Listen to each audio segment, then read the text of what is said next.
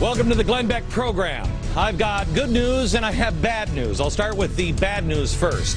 Paychecks from private business shrank to their smallest share of personal income in the history of the United States. What that means is now only 42% of personal income comes from private company. While government-provided benefits like Social Security and food stamps rose to all-time highs. That is an unsustainable pattern. But the really bad news is many things that we have said are starting to happen right now. We're going to show you, I think there's like 5 or 6 of the things that have happened this week. I'll show you tonight where it's all leading us. And the good news?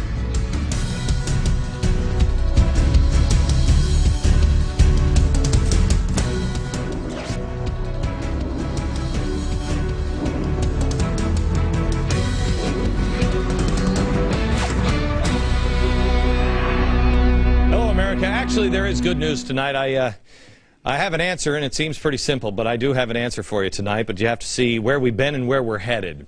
I've been telling you lately to stand in the truth, because if you don't, it's only a matter of time before the truth finds you. Everything is about to change in this country. It really is. I think you're feeling it. Truth is a fire, and it's a fire that only lies start. And it will eventually consume everything other than the truth. So that's why I've been saying to you, you get yourself right. You get your family right. You stop lying even to yourself. You stand in the truth.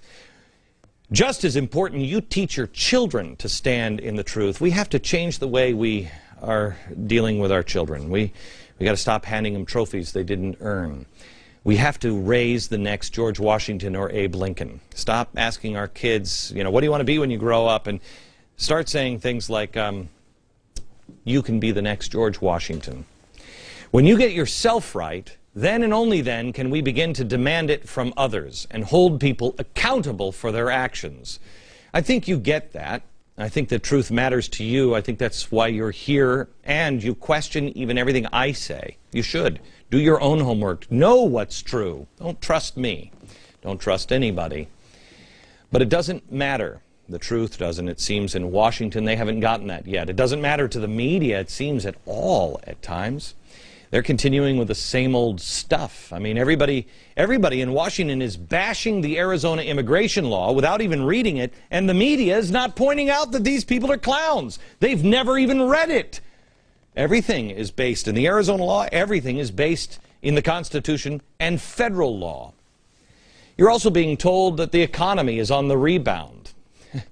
You're being told by a congressman. Here he is, Congressman Weiner, that I'm scaring you into buying gold. Okay, this is what he said last night on O'Reilly. He's been saying it for a while, that I'm scaring people and buying gold. And now the new one is the Better Business Bureau is scamming people. Really? Where's the media on that one? Now we're trashing the BBB? But then, economic advisor Paul Volcker for Obama says the time is growing short to address our economic problems in time. Wait a minute, I'm scaring people, but Paul Volcker is scary. Plus, there's another stimulus act coming. Did you know that? Yep, there's another one. Except this one is being called the American Jobs and Closing Tax Loopholes Act of 2010.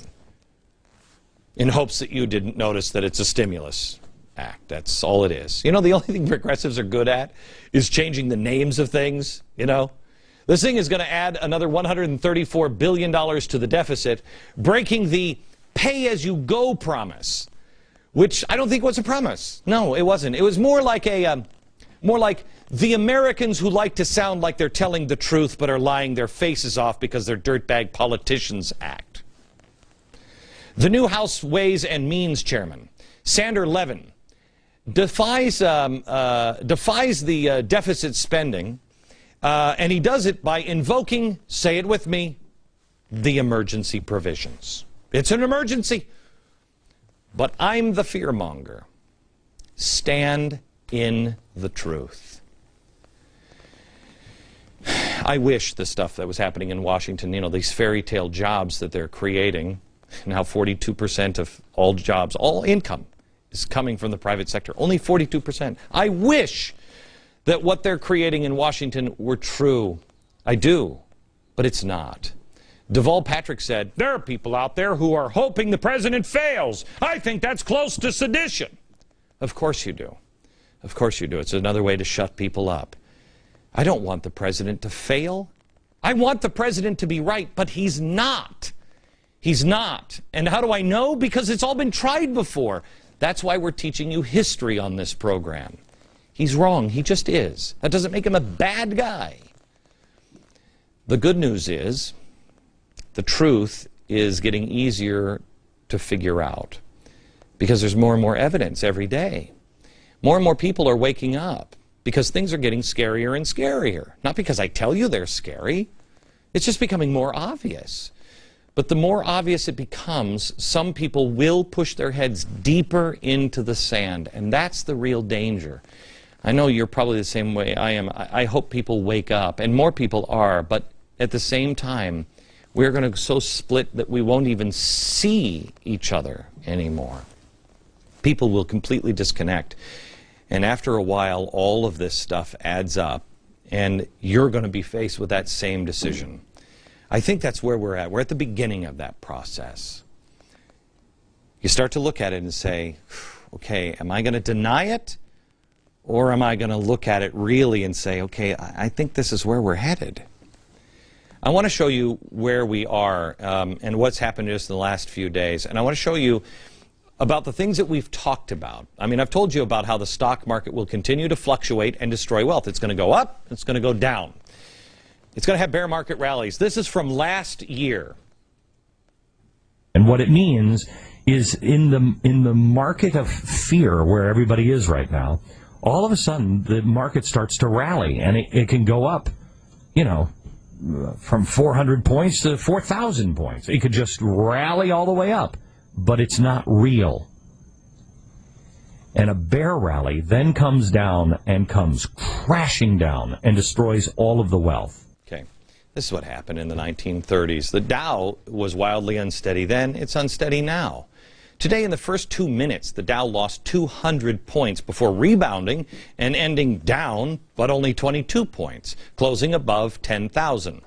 It's been spiking and dipping, spiking and dipping. How much have we lost this month alone? What, 900, 1,100 points? I want to show you a chart. This is the S&P since 2000. Can you bring it up? Here it is. Today's S&P 500 since the 2000 peak. You see this? Now, there are some people that say that this reminds them of Japan. Put the Japan, the Nikkei up.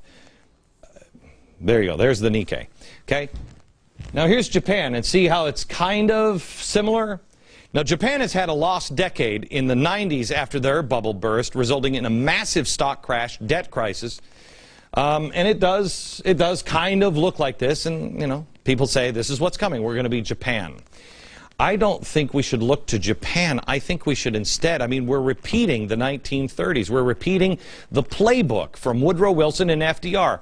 So if we're doing exactly the same thing, wouldn't we get exactly the same results? Let me show you the results from the 1930s, and you compare it. Take Japan off. Isn't that more in line? That's the Great Depression. All right.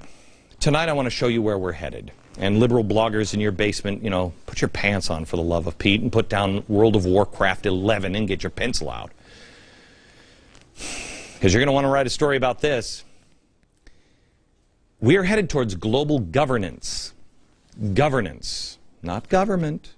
There is a difference, and they're going to be sure that that's pointed out. And I will later on. But just like everything else that I have said on this program, they're going to immediately, he's crazy, he's a madman, he's a fearmonger, he's saying, you know, unstable things, it's sedition, whatever. They're going to absolutely say, it's a conspiracy. No, it's not. You don't have to go to the Bilderbergers or Whataburger to get this. You just go right to them and listen.